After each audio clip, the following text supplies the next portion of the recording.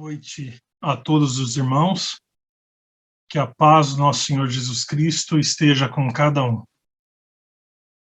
Devemos estar gratos a Deus, pela oportunidade de vida, de estarmos aqui, podemos ainda cultuar o nosso Deus, com liberdade, que ainda não nos foi tirada, e agradecer pela saúde, pelas livrações, principalmente nesse momento de pandemia. Deus tem colocado seu anjo protetor em volta do seu povo.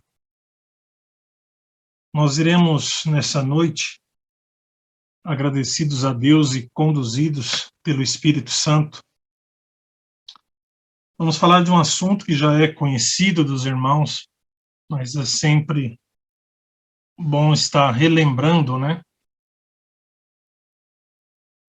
essas questões sobre Babilônia, o significado, e o principal disso, que jamais possamos deixar que a igreja vire uma Babilônia. Esse é o dever de cada membro.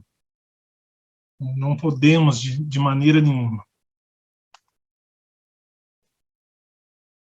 Nós lemos o versículo, que ali já da onde foi derivada a palavra Babilônia, lá de Babel, uma história bem conhecida lá no início, onde homens tentaram construir uma torre e o Senhor desceu para ver esse plano deles, e ali foram confundidas as línguas. Não vamos entrar nesse detalhe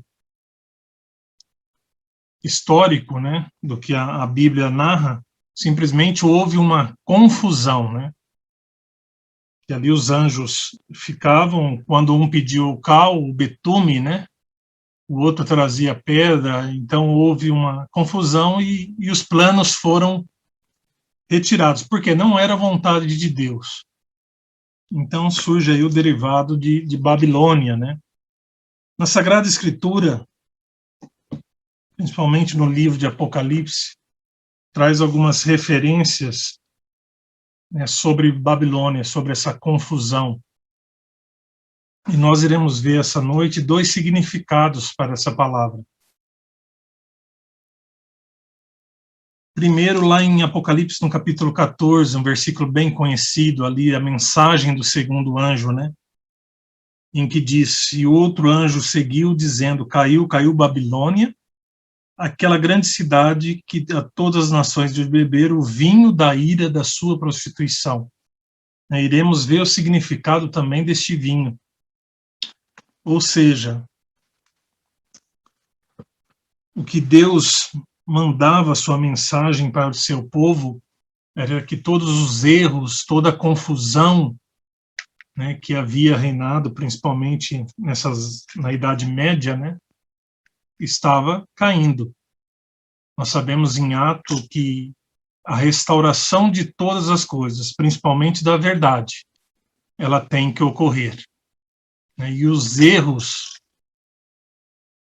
as confusões, no meio doutrinário, elas têm que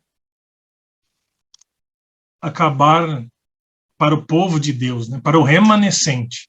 O mundo ele vai continuar ainda nessa confusão, mas para o povo remanescente ele é um dever restaurar as coisas, para que Jesus possa voltar. Outra referência que traz novamente é lá no capítulo 18, também muito conhecido dos irmãos, que é uma repetição, das palavras ali do segundo anjo. E clamou forte, com grande voz, dizendo: caiu a grande Babilônia, que se tornou morada de demônios e abrigo de todo espírito imundo, e refúgio de toda ave imunda e aborrecível, a mensagem dada pelo outro anjo, falando sobre Babilônia. E no capítulo 17 também traz, e na sua testa estava escrito seu nome, Mistério, a Grande Babilônia, mãe das prostituições e abominações da terra. Então, tudo que houve de confusão trazido por Babilônia. Vamos ler um texto do Espírito de Profecia. Diz que o termo Babilônia é derivado de Babel e significa confusão, é empregado nas Escrituras para designar as várias formas de religião falsa ou apóstata. Em Apocalipse, no capítulo 17, que nós acabamos de ler, Babilônia é representada por uma mulher, figura que a Bíblia usa como símbolo de igreja, sendo uma mulher virtuosa, a igreja pura, e uma mulher desprezível, a igreja apostatada, ou seja, com falsas doutrinas. A igreja pura de Cristo é aquela que prega a verdade. Né? Ao contrário disso, então se torna Babilônia.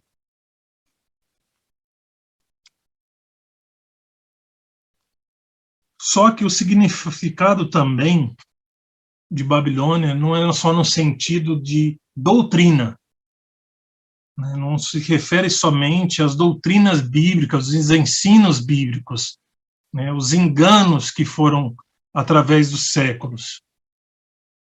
Vamos ler um texto para nós entendermos isso. Vamos em 1 Coríntios.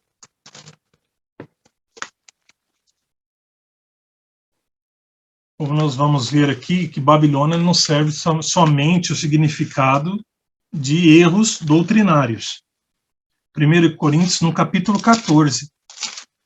Aqui o apóstolo, ele cita, né, ele faz menção de uma confusão que havia na igreja de Coríntios. Nos versículos 26, diz aqui: o que farei, pois, irmãos? Quando vos ajuntares cada um de vós tendo salmo, tendo doutrina, tendo revelação, tendo língua, tendo interpretação, né? Faça-se tudo para edificação, porque na igreja de Coríntios estava tendo uma certa confusão, não estava tendo ordem. E se alguém falar no 27, se alguém falar língua estranha, faça-se isso por 2, ou quanto mais 3, por sua vez, e haja o intérprete. Mas se não houver intérprete, esteja calado na igreja, né, e fale consigo mesmo e com Deus. Né, e os versículos 33 diz aqui, porque Deus não é um Deus de confusão, Babilônia, né, confusão, senão de paz, como todas as igrejas dos santos. E o versículo também 40, mas faça-se tudo decentemente e com ordem. Então, se na igreja não há ordem, né, não falo na doutrina, né, mas eu falo no nosso comportamento, né, uma ordem, né, de hinos, uma ordem na hora da pregação, silêncio, né, também faz parte, vestuário, tudo isso, naquela ordem, na hora do culto, podemos nos tornar, né, ser caracterizados como Babilônia. Olha só esse texto do Espírito de Profecia que revela isso. Mensagens escolhidas no volume 3, na página 257. A casa de Deus é profanada e o sábado é violado pelos filhos dos observadores do sábado. Eles correm pela casa, brincam, conversam, se manifestam seu mau humor nas suas próprias reuniões, em que os santos se reúnem para glorificar a Deus e adorá-lo na beleza da sua santidade. O lugar que devia ser santo, onde devia ser sagrado, silêncio, e onde devia haver sagrado silêncio, né? E onde devia haver perfeita ordem, asseio e humildade, torna-se uma Babilônia, Então, aqui não sou eu que estou dizendo, né? Aqui é uma característica que a palavra de Deus dá para a palavra Babilônia. Não é somente a confusão de doutrinas, de ensinamentos errados, mas assim a nossa postura quando nos reunimos.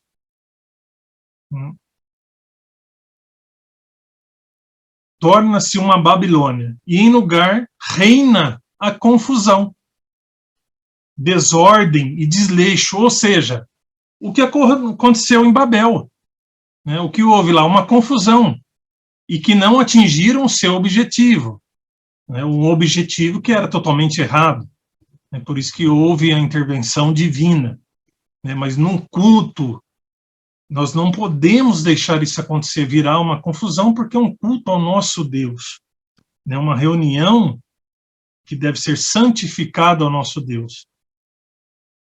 Isso é suficiente para excluir a Deus de nossas reuniões e fazer com que se acenda sua ira, para que ele não tenha prazer em sair com seus exércitos de Israel, a fim de batalhar contra os nossos inimigos. Então, isso, para nós, irmãos, é muito importante. Vamos citar um exemplo: nós somos falhos, nas reuniões, principalmente em conferências, se está lá pregando, tendo um louvor ou fazendo uma pregação, ali no salão, e do lado de fora fica algumas pessoas conversando assuntos que não são edificados. Primeiro que não era nem para estar para fora, né? Se estamos numa conferência é para ouvir a palavra, para ouvir o louvor, né? Para nos alimentarmos. E estamos ali do lado de fora conversando assuntos triviais, acontece isso, né? Se torna-se esta confusão, Babilônia, e Deus se afasta do nosso meio. Por isso que é muito importante o zelo que nós temos que ter com as reuniões. Temos o privilégio, sem falar de conhecer essa verdade. Quantos que não anseiam aí pelo mundo conhecer essa verdade? E às vezes nós não damos o devido valor a essa mensagem.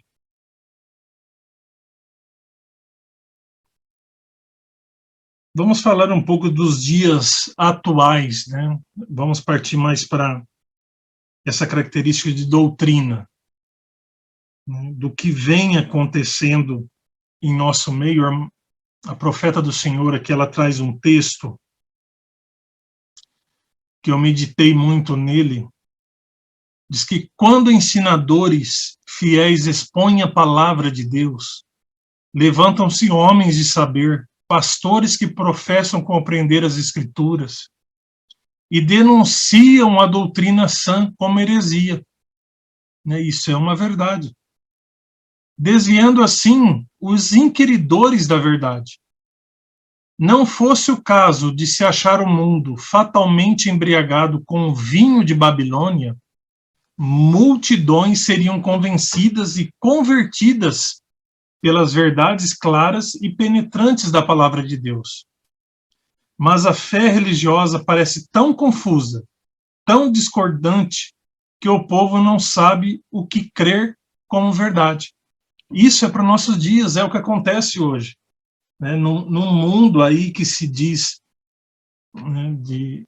principalmente no Brasil, né? Podemos citar o Brasil, um país cristão, com tanta confusão doutrinária. Eu vejo alguns vídeos no Facebook, no YouTube, de algumas explicações sobre doutrina, sobre alguns versículos, que eu fico assustado, de ver como que a pessoa conseguiu chegar naquilo, algo totalmente fora do real. E o que me assusta mais é que nos comentários, as pessoas dizendo: olha, que interessante, amém, glória a Deus. Então isso é o que a irmã White escreve aqui, a profeta do Senhor escreve aqui, que as pessoas não sabem o que creem, porque são todos professando, crer em Jesus, falando o nome de Jesus, né, como diz lá em Isaías, né, tão somente queremos o teu nome. Né, são várias, vamos comer do nosso pão, né, a doutrina que convém, né, mas todos ali citando como Jesus, e as pessoas ficam confundidas. Né, e quando chega a verdade, né, levantam-se pastores e pessoas que dizem ser ensinadores, né, da palavra de Deus e citam a verdade como heresia, né, confundindo, uma confusão, né. E sobre o vinho, esse vinho né, que é citado lá nos capítulos, né, nos capítulos 14, capítulo 18 de Apocalipse. O que seria este vinho? Diz aqui no capítulo 18, só para relembrarmos, porque todas as nações beberam do vinho da ira da sua prostituição. Aqui também, no Grande Conflito, na página 388, traz a explicação deste vinho, né, da ira da sua prostituição. Diz que o grande pecado imputado à Babilônia é que a todas as nações deu de beber do seu vinho da ira da sua prostituição. Aí ela vem explicando. Esta taça de veneno que ela oferece ao mundo representa as falsas doutrinas que aceitou, resultantes de uma união ilícita com os poderes da terra. A amizade mundana corrompeu-lhe a fé e, por seu turno, a igreja exerce uma influência corruptora sobre o mundo, ensinando doutrinas que se opõem às mais claras instruções das Sagradas Escrituras. Né? Nós já sabemos a história, já sabemos como essas heresias começaram, né, a união da igreja com o Estado, que não era para ter ocorrido. Né? Ali começaram a se, podemos dizer, fabricar doutrinas, né? Inventar doutrinas, né? Tanto para agradar a igreja e o mundo, né? Para que, com a desculpa que se convertessem mais pessoas. Né? E se tornou, então, uma confusão. Isso é um alerta para nós, irmãos, porque nós vemos aí, temos exemplo, temos casos, né, de pessoas que pareciam, né, ser alicerçadas com a verdade, né, e caem nesse engodo, nessa confusão. Né, pessoas hoje que, infelizmente, não creem que o Espírito Santo é uma pessoa da divindade, né, pessoas que criaram a doutrina que Jesus é uma criatura e não criador. Né, isso faz tudo parte dessa confusão, né, que Babilônia trouxe, nessa confusão que existe hoje. Né. Então, nós precisamos, até sobre os 144 mil, né, no meio adventista, quantas teses há sobre os 144 mil? Então, nós precisamos estar sempre atentos, né, para que essa confusão não venha para o nosso meio. Né? Nós temos que estar sempre vigiando, né, porque o inimigo é como citado na Bíblia, né, é um leão que ele não vai chegar já de uma vez, né, ele chega bem, como se diz, né, com as raposinhas, né, para destruir a vinha, o alicerçamento da palavra de Deus. Por isso que temos que tomar esse cuidado. E o último texto aqui de eventos finais diz aqui o seguinte, um alerta para nós. Diz que o chamado mundo cristão será palco de grandes ações decisivas. Isso vai acontecer para o nosso tempo, principalmente para o que está para vir aí para frente. Homens com autoridade promulgarão leis para controlar a consciência, segundo o exemplo do papado. Babilônia fará que todas as nações bebam do vinho da ira da sua prostituição. Então, no caso, vai ser forçado, as pessoas vão ser forçadas a crer na mentira, a crer numa falsa doutrina. Toda nação será envolvida.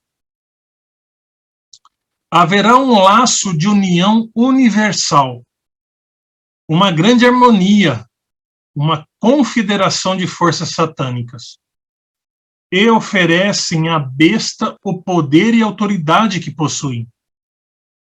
Assim é manifesto o mesmo poder arbitrário e opressor contra a liberdade religiosa, contra a liberdade de adorar a Deus de acordo com os ditames da consciência, que foi manifestado pelo papado, quando no passado ele perseguiu os que ousaram recusar conformar-se aos ritos e cerimônias religiosas dos romanistas. Então isso vai acontecer, está escrito, né, que vai ser forçado a tomar este vinho, né, dessa taça. Então nós precisamos nos alicerçarmos no quê? Na palavra de Deus. Não está escrito, então assim diz o Senhor. Para que não possamos cair em nenhum conto. Mas sempre está, eu chamo atenção para isso, irmãos, sempre estarmos lendo, né, as Sagradas Escrituras e as mais de 100 mil páginas que existe do Espírito de Profecia. Aquilo ali é uma luz, né, é uma verdade que vai nos libertar, nos liberta, nos protege, né, através do poder de Deus, de todos esses enganos. É triste nós vemos a situação que está este mundo, né, com tanta doutrina falsa, tanto ensinamento errado, né, mas isso está escrito, isso deveria ocorrer, mas cabe a nós a responsabilidade, né, de estarmos levando a verdadeira palavra de Deus, né, sempre com humildade, né, que possamos atingir esses corações que anseiam, né, pela verdade. Eu quero agradecer a todos, que a paz do Senhor esteja com cada um, né, e que possamos ser um povo remanescente e santificado. Amém.